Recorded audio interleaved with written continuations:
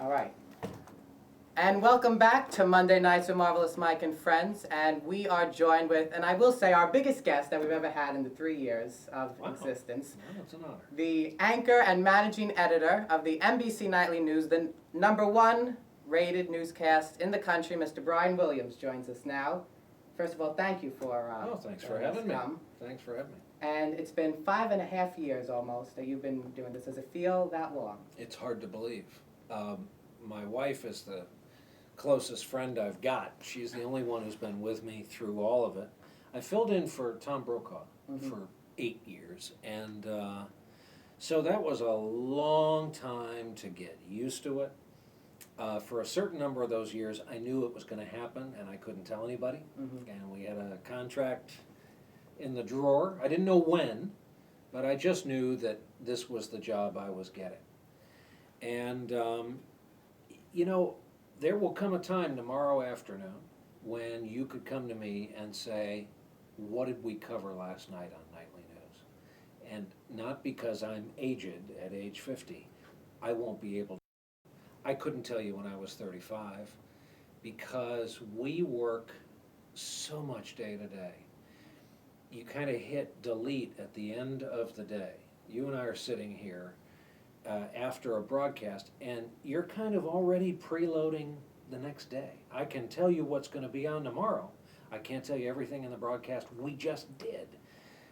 It's the way we work. It's the way we're wired. So it's really 5.5 years as a collection of days. People say, what was your third trip to Iraq? When was that? No clue. No idea. No idea if you ask me my second trip to Afghanistan. I don't know it. I know political conventions and elections because they have nice round numbers associated with them. But it's the animal we are. I had a choice in life to work for a news magazine show or a daily news broadcast. And I'm not good at long deadlines. I have a major college commencement to give this season at Notre Dame, which in the Catholic commencement business is the Super Bowl. And it's very hard for me, not because it's hard for me to organize my thoughts, not because I lack passion on any number of subjects, but I'm a crammer. During tonight's broadcast, I wrote 3 of the things I had to say in the broadcast in the commercial break beforehand, because that's when my mind is under pressure, the endorphins are cooking. That's when I get creative, because I have to be. It's probably why I dropped out of college without a degree.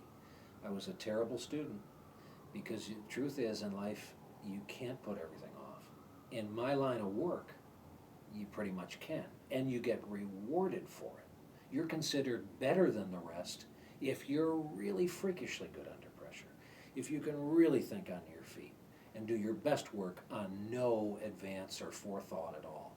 So it's a long way of saying that it feels like it's flown by in a couple of weeks. Before you were the anchor and substitute anchor, you worked at MSNBC for a number of years. How long, since you're beginning with the NBC family, how long has that been? I came here in '91. I was in Channel 2 in New York. I was doing the noon news with Carol Martin, an anchor woman a lot of veterans will remember. I was a reporter for the 11 o'clock. My last day at Channel 2 was the first World Trade Center attack, the underground truck bombing.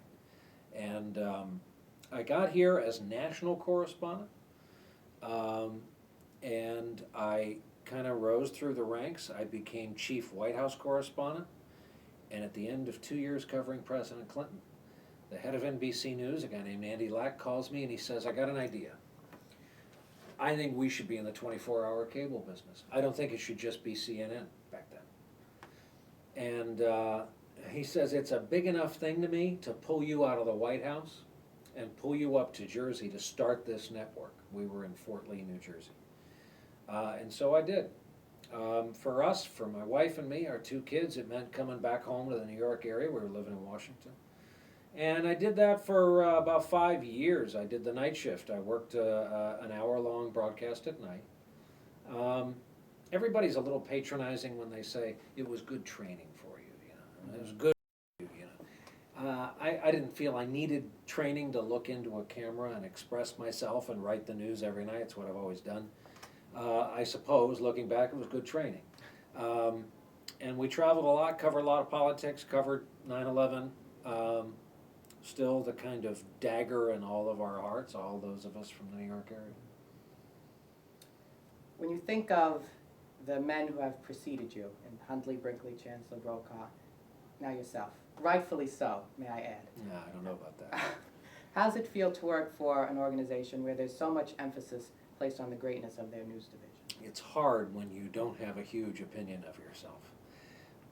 I've always said to people, when I hear our announcer is the actor Michael Douglas, and he's the one who says, from NBC News headquarters in New York, when I hear him say my name, I think it would be a part of you too, all kind of regular people who were raised in regular families and didn't have any reason to think great things would happen to them in life. I think, wow, that's interesting. The anchor of nightly news is my name, because they sure as heck aren't talking about me. And turns out that the camera comes on and there I am, sitting there. Same schmagegi that all my friends in New Jersey knew growing up. And you get really nervous when you stop and think about Tom Brokaw and Huntley and Brinkley and the greats who've had this job. I'm only the 7th person to have this job. It's not what it was. The audience isn't there in terms of the multiple millions that we once had. Still, any night of the week, we're probably talking to about 10 million Americans. It's still the largest, let me get this right, single source of news in the United States. There's no one thing that is seen or read or listened to by that many people every day. So, in America in 2010, the most people are paying attention to one thing for a half hour in the news business is our broadcast. Source of enormous pride for me. We never set out to win in the ratings per se, but to be the choice of the most people, and it's a fight. I look behind me every day. I hear footsteps every day, and they belong to Diane Sawyer and Katie Curran. Not that we can affect the ratings. We're covering the same stories. We're chasing the same stuff, but I'm blessed because the viewers see something in us that they like. So that's why I'm very fortunate.